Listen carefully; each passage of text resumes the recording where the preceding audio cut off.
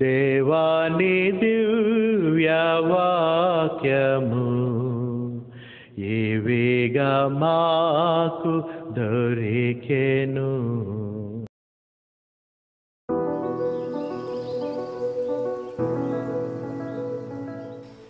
పిమ్మట ఆయన యెరూషలేములోకి తీసుకుని పోయి దేవాలయ శిఖరం మీద ఆయన నిలబెట్టి, నువ్వు దేవుని కుమారుడు అయితే ఇక్కడి నుంచి క్రిందికి నిన్ను కాపాడుటకు నిన్ను గూర్చి తన దూతలకు ఆజ్ఞాపించాను.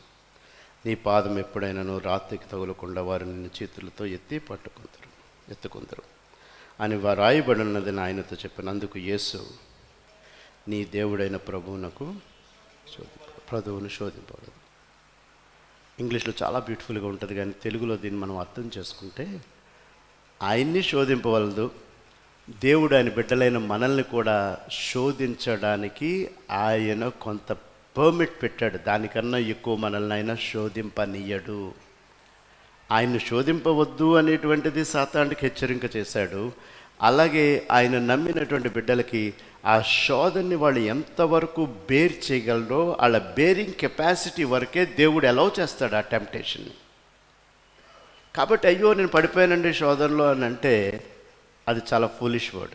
నువ్వు ఎంతవరకు బేర్ చేయగలవో అంతవరకే దేవుడు అలౌ చేస్తాడు ఆ సాతాను.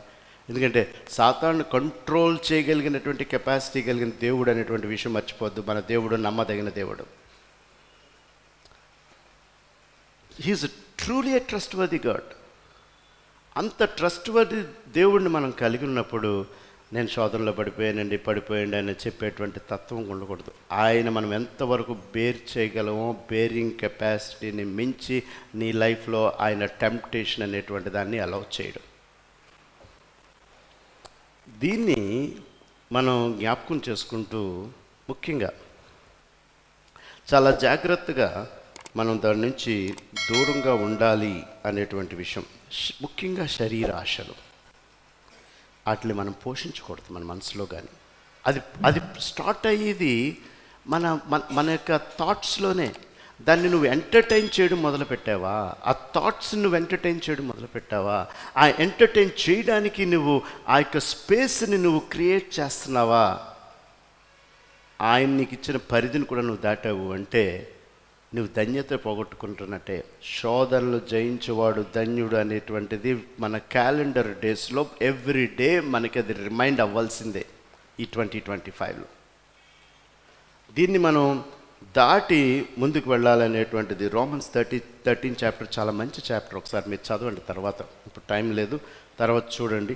దీన్ని మనం గమనించుకుని సుఖాల నుంచి సౌఖ్యాల నుంచి ఎంతవరకు మన పర్మిట్ మనకు దేవుడు ఎంతవరకు మనల్ని అలౌ చేయగలడు అనేటువంటిది ఆయన ఆధీనంలో ఉంది. కాబట్టి దేవుని మీద ఆధారపడే మన కంట్రోల్ ఉండాలి అనేటువంటి విషయాన్ని మనం జ్ఞాపకం చేసుకోవాలి. మన తలంపులు, కాబట్టి తలంపుల్ని కూడా అడ్డుకునే స్థాయి కెపాసిటీ దేవుడు మనకి ఇచ్చాడు. ఆ తలంపుల్ని మనం డీవియేట్ అవ్వడం కానీ డీటూర్ అవ్వడానికి కానీ దేవుడు మనకు సామర్థ్యం ఇచ్చాడు. ఆ స్ట్రెంగ్త్ని మనం బిల్డప్ చేసుకోవాల్సిందే. ఎప్పుడైతే ఆ తలంపుల్ని మనం ఊహాలోకంలోకి తీసుకుని వెళ్ళామా, మనకు వచ్చేటువంటి టెంప్టేషన్స్ని ఊహాలోకంలోకి తీసుకెళ్ళి ఇమాజినేషన్లోకి వెళ్ళి ఇమాజినేషన్ నుంచి నువ్వు ఇన్వాల్వ్ అయ్యావా, యూ విల్ బీ టెంప్టెడ్. కాబట్టి టెంప్టేషన్స్ అనేటువంటిది మన డోర్ లాక్ చేయడంతో దాన్ని ఆ తలంపుల్లోకి వెళ్ళి ఊహాలోకంలోకి వెళ్ళేటువంటి పరిస్థితుల్లో మనం చాలా కేర్ఫుల్గా ఉండాలి అనేటువంటిది మనం జాగ్రత్త వహించవలసింది from the beginning of the year. అప్పుడే దేవునికి ఇష్టమైంది ఏంటంటే how you finish it this year. ఆయనకి ఇచ్చింది ప్రారంభంలో ఆయన దేవుడు ఆనందపడిపోడు మనల్ని చూసి. ఈ ఇయర్ని నువ్వు ఎలా ముగించావో దేవుడికి ఇష్టమైంది. How you finish. So many times Jesus love to say how he finished. ఎలా ముగించాడు, ఎలా సమాప్తం చేశాడు, ఎలా గురి దగ్గరికి వెళ్ళాలి, గురిని ఎలా రీచ్ అయ్యాడు. These are the best favourite parts of God. ఈరోజు ఈ నిర్ణయం తీసేసుకున్నాను ప్రభు అని చెప్పి మీ నూతన సంవత్సర రెజల్యూషన్స్ చూసి దేవుడేమో ఆనందపడిపోడు. ఆహాహా నా బిడ్డ ఎంత బ్యూటిఫుల్ రెజల్యూషన్స్ తీసుకున్నాడని. How you finish your resolutions is important. నువ్వు ఎలాగ వాటిని ముగించావు. How you finish 2024 is the beautiful thing. How you started 2025 is not a good thing. How you finish.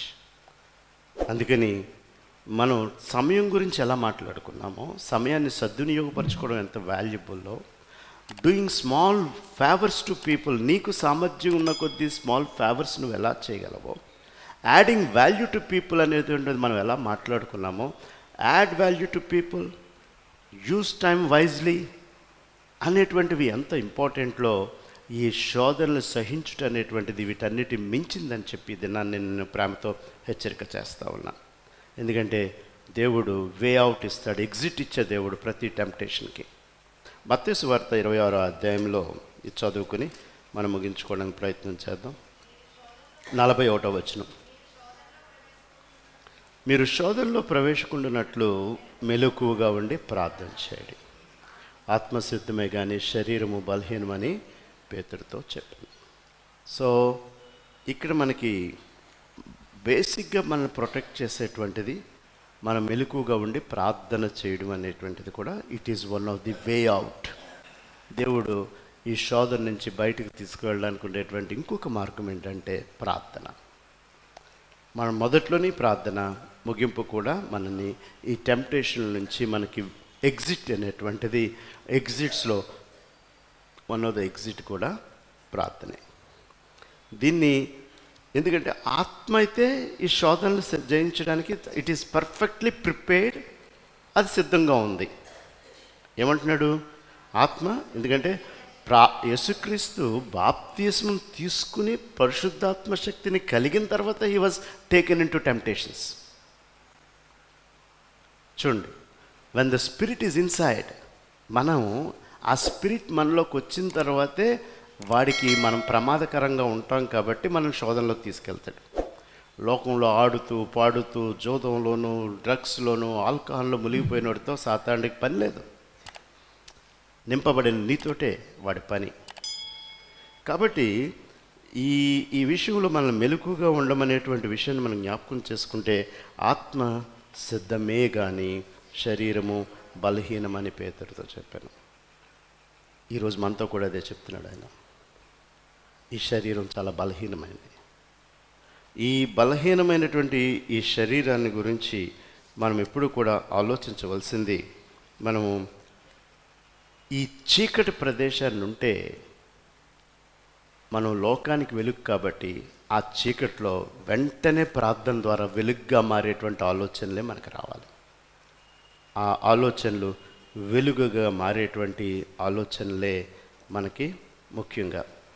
ఇది ఎస్కేప్కి, ఇది అవాయిడ్ చేయడానికి, టెంప్టేషన్స్ నుంచి దూరంగా ఉండడానికి దేవుడు ప్రతిదినం కూడా మనల్ని బలపరచును గాక. దేవుడు సంబంధించి ఆమేన్.